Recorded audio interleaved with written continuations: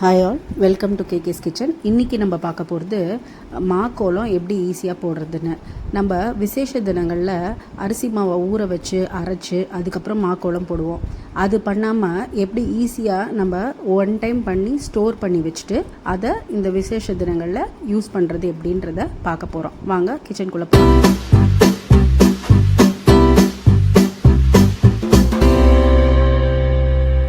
நம்ம சாப்பாட்டு பச்சரிசியை ஒரு அளவுக்கு போட்டுட்டு இதை நல்லா களைஞ்சி ஒரு 2 to 3 hours நல்லா ஊற வைக்கணும். மிக்சிலேயே அரைக்கலாம். நான் உங்களுக்கு இந்த பாருங்க, நீங்கள் விட்டு விட்டு அரைச்சிங்கன்னா நல்லா ஸ்மூத்தாக அரைச்சிடலாம்.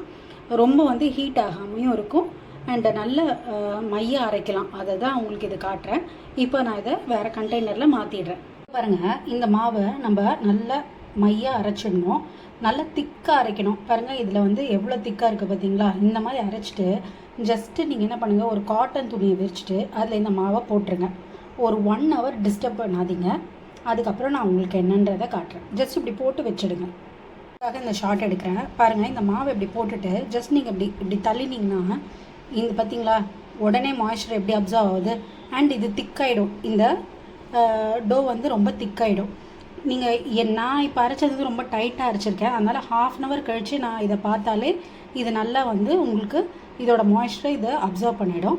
ஜஸ்ட் இந்த மாதிரி நீங்கள் போட்டு இந்த மாதிரி டேப் பண்ணிங்கன்னு வச்சுக்கோங்களேன், போதும். ஒரு 1/2 hour கழித்து நான் இதை திருப்பி காட்டுறேன் உங்களுக்கு. பாருங்கள், இதுவே பாருங்கள் எப்படி நல்லா திரண்டு வருது பார்த்தீங்களா? இதில் இருக்கிற இந்த எக்ஸ்ட்ரா மாய்ஸ்சர் இதை நீங்கள் ஒரு 10 minutes இந்த மாதிரி டேப் பண்ணிங்கன்னா இந்த மாய்ஸ்சர் இதில் வந்துடும். இந்த மாவு நல்லா நீங்கள் எடுக்கிற மாதிரி வந்துடும். இன்னொரு 1/2 hourல காட்டுறேன்.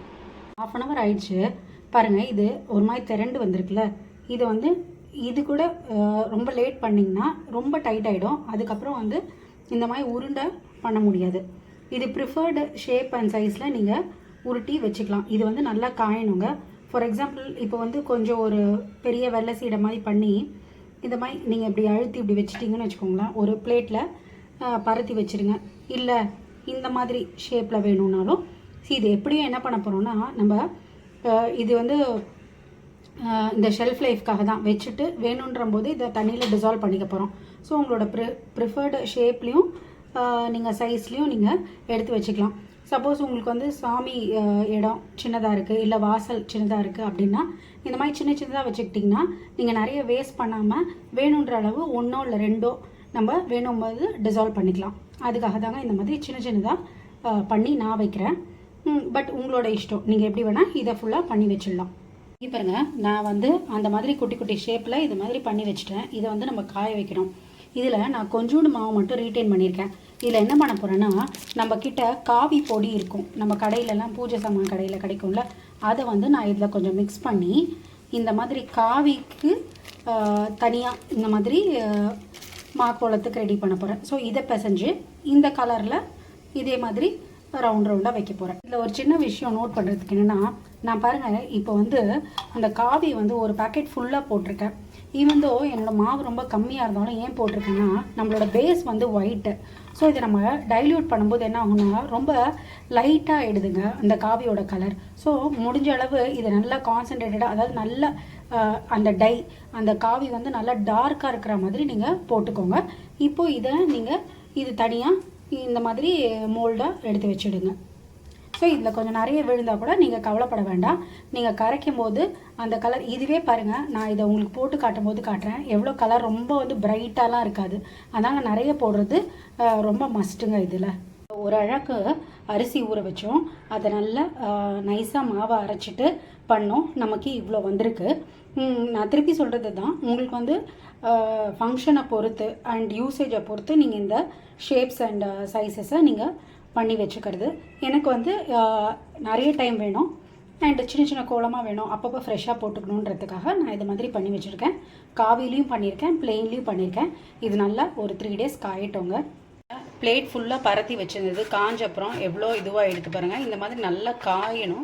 இப்போ நம்ம ஒரு டப்பாவில் போட்டு ப்ரிசர்வ் பண்ணி வச்சுக்கலாம். இது கண்டிப்பாக நீங்கள் வெயில் காலத்தில் பண்ணுங்கள். ஏன்னா இதுக்கு நம்மளுக்கு நல்ல சன்லைட்டில் நல்லா காயணும். அதனால் அப்போ தான் நம்மளுக்கு ஷெல்ஃப் லைஃப் வரும். நம்ம சுவாமிக்கிட்டேயும் வாசல்லையும் போட போகிறோம். ஸோ நான் இப்போதைக்கு ஒரு 4-5 எடுத்து ஒரு கப்பில் போட்டு ஒரு 1/2 டம்ளர் தண்ணி ஊற்றிக்கலாம். ஃபஸ்ட்டு 1/2 டம்ளர் ஊற்றுங்க. அதுக்கப்புறம் வேணுன்ற அளவு நீங்கள் கன்சிஸ்டன்சியை அட்ஜஸ்ட் பண்ணிக்கலாம். நான் இதில்னாலும் அந்த காவியில் பண்ணல அதனாலையும் கரைச்சிக்க போகிறேன். இந்த மாதிரி ஒரு கப்பில் போட்டேன்.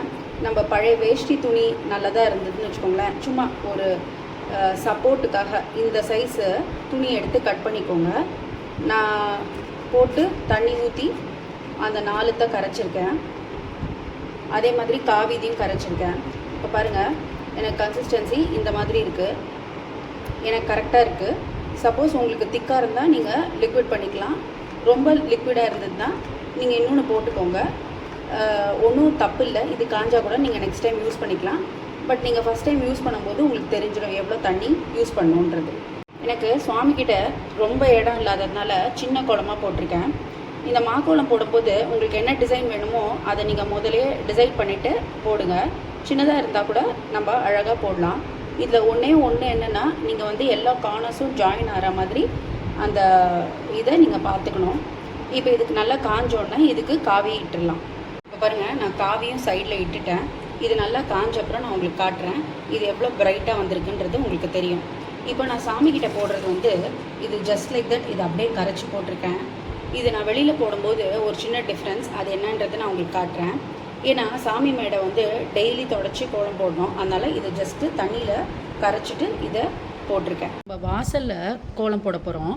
இதுக்கு அதாவது உங்களுக்கு நல்ல ப்ராக்டிஸ் இருந்ததுன்னா நீங்கள் டைரெக்டாக போடலாம். அப்படி இல்லைன்னா சாக்கில் முதல்ல ஒரு அவுட்டர் ஸ்கெட்ச் மாதிரி வரைஞ்சிக்கோங்க ரஃபாக. அதுக்கப்புறம் நீங்கள் அப்படியே டெவலப் பண்ணிக்கலாம். சாமிக்கிட்ட போட்டதுக்கும் வெளியிலேக்கும் ஒரு டிஃப்ரென்ஸ்னு சொன்னேன். என்னென்னா, இந்த மாவில் நான் இப்போ என்ன பண்ண போகிறேன்னா, நம்மக்கிட்ட ஃபெவிகால் இருக்குல்லங்க, அதை வந்து நம்ம இதில் கொஞ்சம் சேர்த்துக்கணும். ரொம்ப சேர்த்துக்க வேணாம், கொஞ்சம் சேர்த்துக்கலாம் போதும். இது எதுக்குன்னா, நீங்கள் இந்த விசேஷ காலத்துலலாம் போடும்போது ஒரு 2 நாள் வரைக்கும் கூட அழியாமல் அப்படியே இருக்கும். நிறைய பேர் வந்துட்டு போயிட்டு இருப்பாங்க. ஸோ அழியாமல் அப்படியே பிரைட்டாக இருக்கும். இந்த அளவு சேர்த்துட்டா போதும். இப்போ நான் இதை மிக்ஸ் பண்ணிவிட்டு அந்த கோலத்தை போட ஆரம்பிக்க போகிறேன். நான் கோலம் போட்டுட்டேன். அதே மாதிரி காவியும் நான் கரைச்சி வச்சது இட்டுட்டேன்.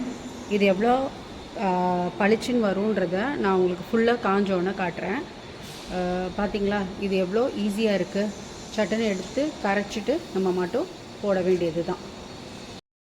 ஸ்டெப்ஸ்லாம் பார்த்துருப்பீங்க, எப்படி வந்திருக்கு பார்த்தீங்களா? உங்களுக்கு பிடிச்சிருக்குன்னு நினைக்கிறேன். இதே மாதிரி நீங்கள் ட்ரை பண்ணுங்கள். ஏன்னா நமக்கு சம்மர் வரப்போகுது. இது நீங்கள் பண்ணி வச்சுக்கிட்டிங்கன்னா ஈஸியாக காஞ்சிடும்.